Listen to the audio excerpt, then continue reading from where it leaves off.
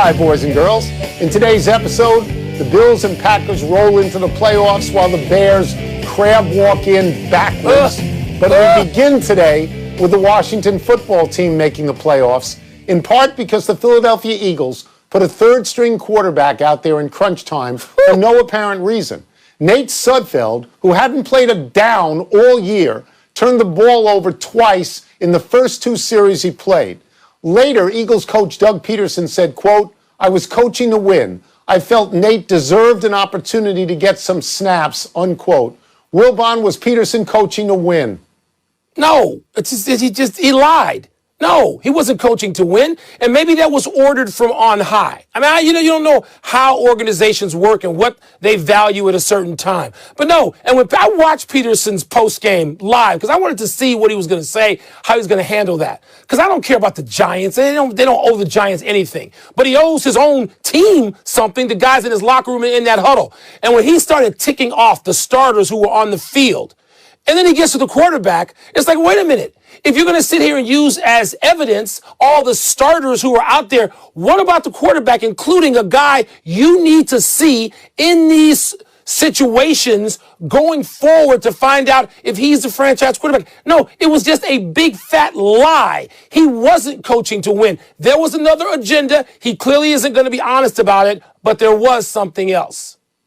Yeah, so I think this is an integrity issue. I would like to see the NFL say he wasn't coaching to win. We're going to fine him $1 million. I think it's also an arrogance issue. I think Doug Peterson was very, very arrogant about this. You take out Jalen Hurts. He's a guy who has run for 2 touchdowns in that game. He's given you your points, and you say, I want to see Nate Sudfeld have some snaps. You ought to want to see what Jalen Hurts can do in a crunch time situation with some snaps, because he's only played 3 games for you, and you got to make a decision on him. You've already made a decision on Nate Sudfeld. He can't play. You don't know if Jalen Hurts has a major league arm yet. You're not exactly sure. So you don't take him out. And, I mean, people will say, I made a list of this. People will say, well, they had nothing to play for. A lot of teams had nothing to play for yesterday, right? The Falcons were trying, the Texans were trying, the 49ers were trying, the Chargers were trying. And to your point, Mike, if you watch the Jets when they won a game a couple of weeks ago, that meant a lot to players. If I'm a Philadelphia Eagles player, I feel my coach has undercut me. I feel he's let me down. Yes. Tony, if I'm a starter, all right, and I can be injured and break a leg, and it could be my last play anytime. I'm out there trying at the end of that game, and he puts Sudfeld out there. At least just have the conviction when you walk to the lectern and the microphone after the game and say, I wanted to see this guy have some snaps.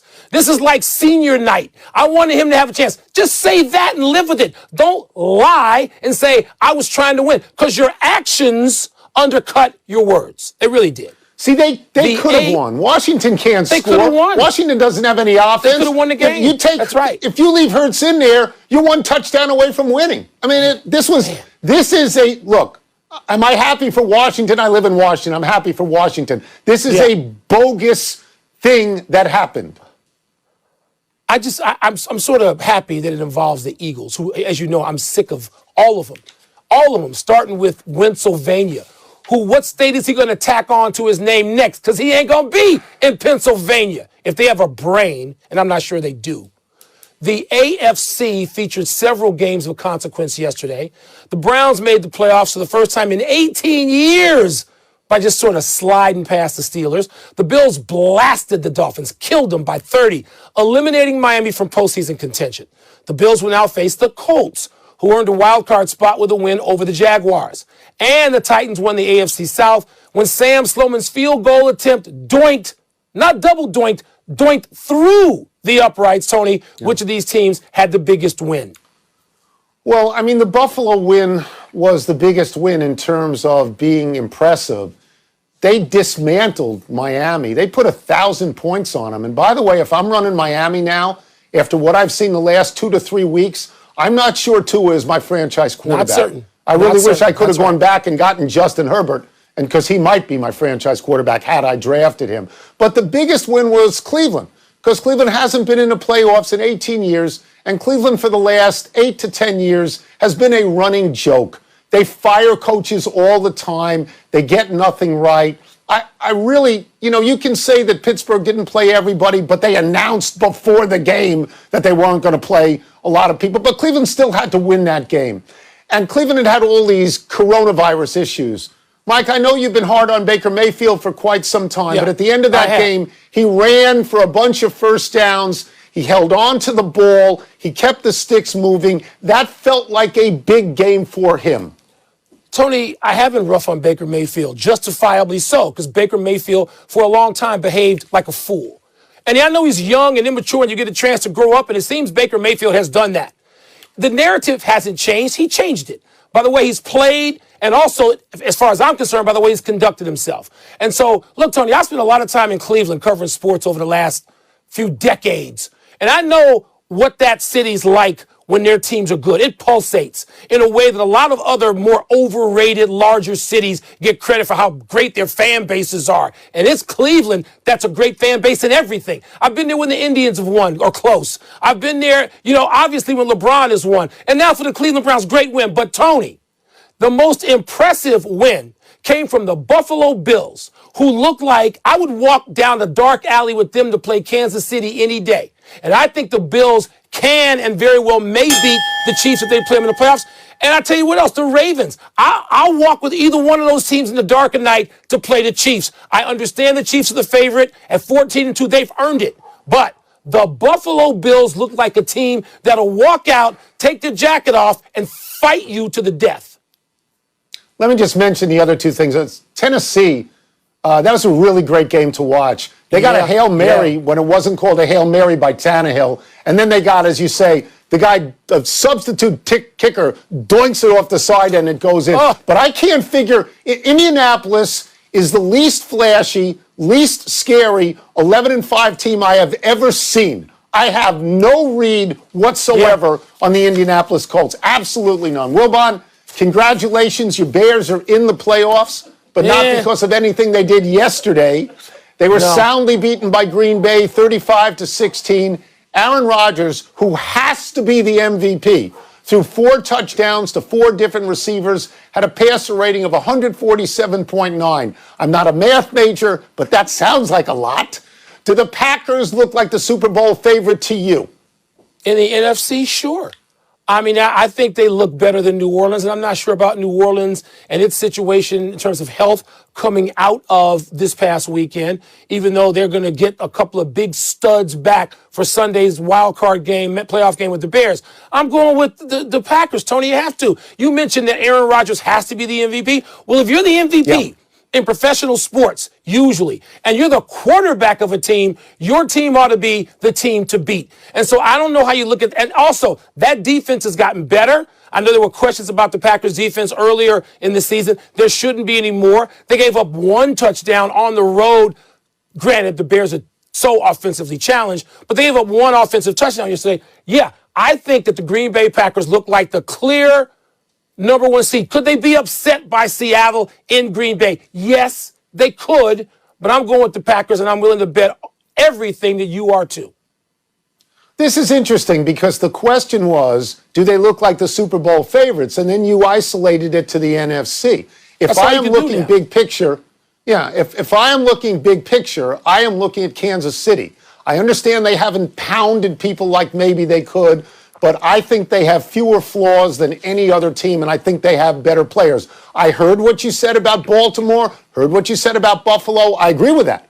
Buffalo looks great, and Baltimore, if they get any kind of a playoff run from Lamar Jackson, who's been terrible in playoffs so far, they could run everybody out of the gym.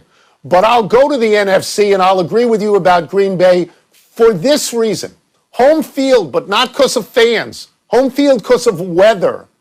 January in Green Bay is brutal for other teams. New Orleans is a dome team. I know they get Kamara back. I know they get Michael Thomas back. I don't know how they'll do outdoors. Tampa Bay is a Florida team. I know that Brady and Gronkowski have won in cold weather, obviously. I don't know about everybody else. And you mentioned Seattle. Seattle, to me, honestly, Mike, lately is underwhelming. I know they win games, but they're underwhelming to me. They are. They're only going to be whelming for one day. They got to be whelming for 60 minutes, and they can do that because they got their own weather, and not scared to go up to Green Bay and play in that weather. So no, but you know, Aaron Tony, Rodgers here's the other thing: Kansas City's got got a tougher road. KC's got a tougher road to go. Yeah, because the AFC is better. They're better at this point. I mean, Aaron Rodgers, this is going to be his 5th NFC Championship game and the first one in Green Bay. Let's take a break. Coming up, several NFL coaches are shown the door. Which open job is the best one? And Alabama is favored, of course, over the Buckeyes. But which is the more impressive team right now? So you think Kansas City's going out? You do, No. right? I don't. No. Pardon the interruption is presented by Crown Royal Regal Apple. Great taste is great taste. Is great taste. Drink responsibly.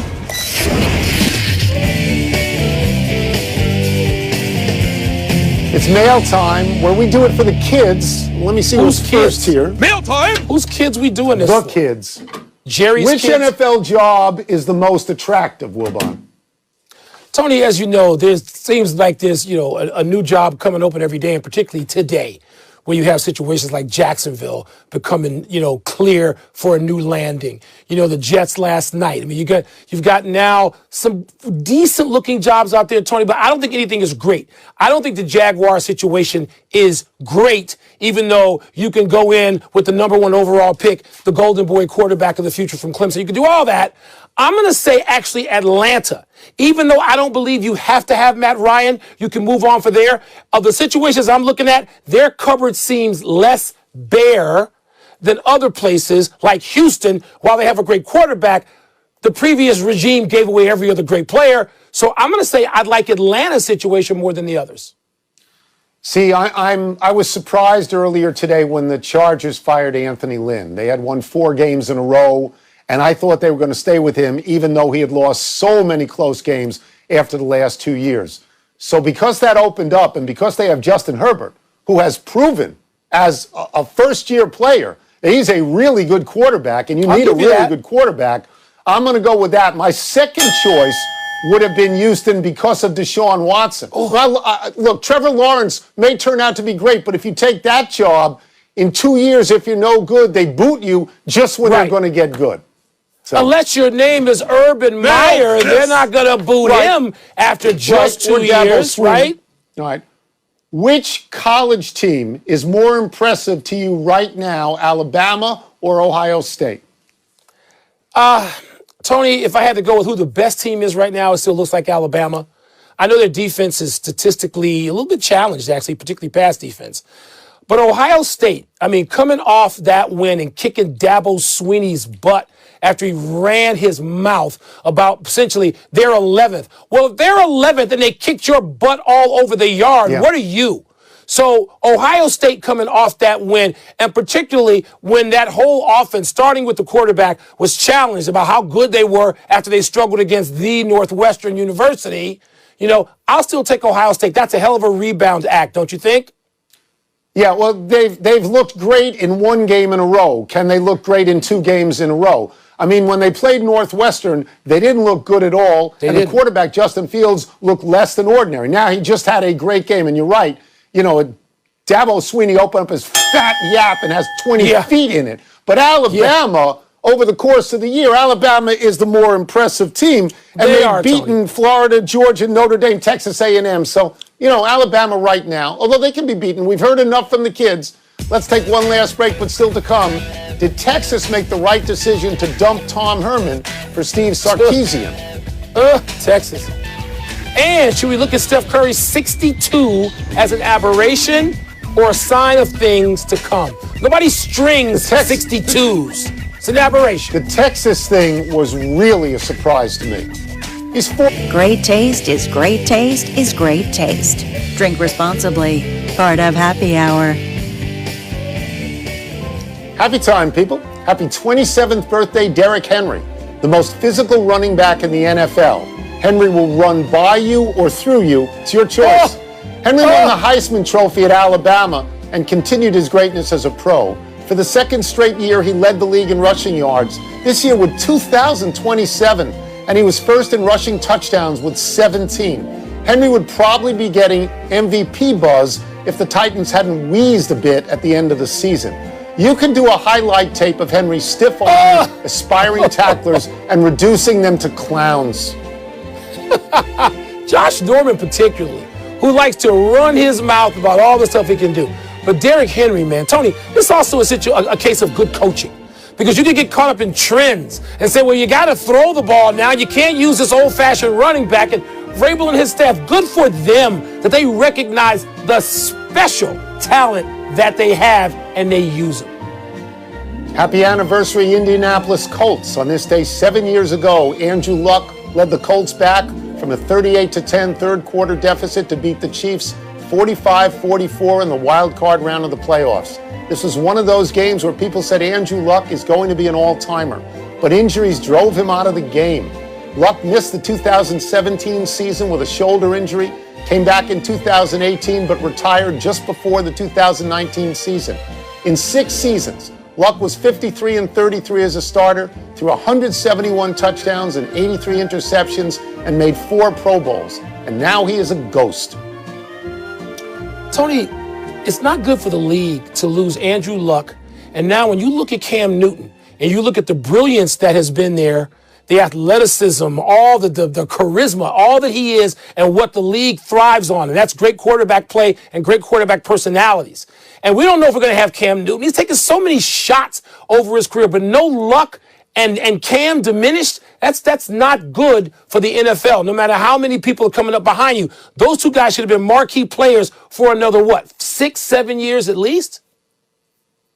We would like to give a melancholy trails to 4 Hall of Famers who died in the period of time when we were off the air. Phil Niekro, who won 318 games for the Braves, Indians, Yankees, and Blue Jays over 24 seasons. Casey Jones, who won 10 championships with teammate Bill Russell, 2 in college at the University of San Francisco, and 8 more with the Celtics. Then later coached the Larry Bird Celtics to championships in 1984 and 1986. Paul Westphal, a great player and 5-time All-Star with the Celtics and Phoenix Suns, who won a title with Boston in 1974 as a player and then coached the Suns to the NBA Finals in 1993. And Floyd Little, the great all-purpose running back who was a 3-time All-American at Syracuse and rushing champion and 5-time Pro Bowler with the Denver Broncos. Tony, it just seemed like one gut punch after another over the weekend. You and I talked a couple of times, losing these men. We knew a couple more than others. Casey Jones, thank you to David Dupree. Because of that relationship, I got to be around and listen to the great Casey Jones. And being here in Arizona, Tony, Paul Westphal is a sort of Mount Rushmore figure in sports here. And through Charles Barkley and Eddie Johnson and other friends of mine in the NBA, I got to be around Paul Westphal some. And just a delightful man as a player and coach. And it's just another difficult weekend losing the people that we've lost. And a bonus happy trails to Dan Le Batard. We want to recognize Dan Le Batard's last day at ESPN by sharing